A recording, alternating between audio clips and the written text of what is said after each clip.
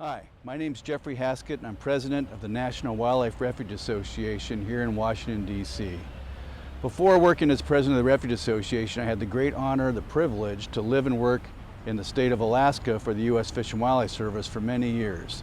So because of that, I'm very familiar with problems that wildlife refuges in Alaska face every day. You all know that here in the lower 48, refuges are under attack. They're underfunded, they're understaffed. There's directions that come from both the Hill and the administration here in DC that try and actually change the reason these refuges were enabled and established in the first place. Having said that, I can tell you the threats that Alaska refuges are facing are very, very significant and important and need to be addressed, and the Refuge Association is going to be all about that. The chance that oil drilling could be coming to the Arctic National Wildlife Refuge's coastal plain has never been more real.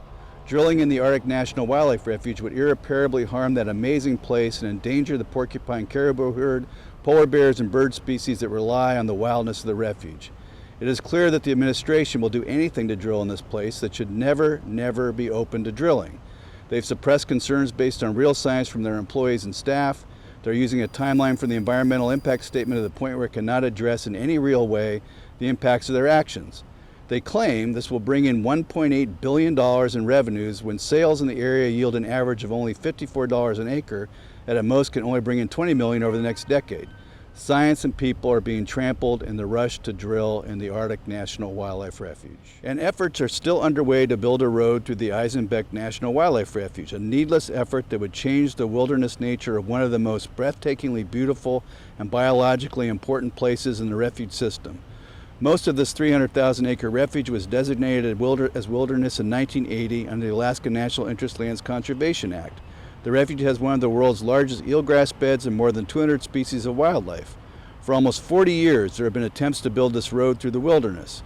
When I was regional director, we finished a 3-year legislated EIS required by Congress that determined the road had far too many environmental consequences and should not be built. The Trump administration is trying to do a land exchange to get the road built that ignores all the science that was done previously that said no road.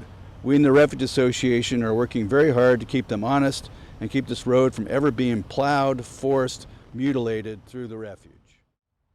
So I hope I've made it clear that the Refuge Association is about and cares about every national wildlife refuge in the United States, in the National Wildlife Refuge system. But it's become painfully clear to me that Alaska refuges are in the crosshairs of this administration, some members of Congress, some parts of the public, and we need to do everything we can to protect those refuges. So that's what our campaign is about. We're asking you for your help to make sure that we can litigate when we need to make sure that we can meet with the members of Congress when we need to make sure we can work the Hill, the administration, just do everything we can to make sure that those refuges are protected. And we can't do it without you.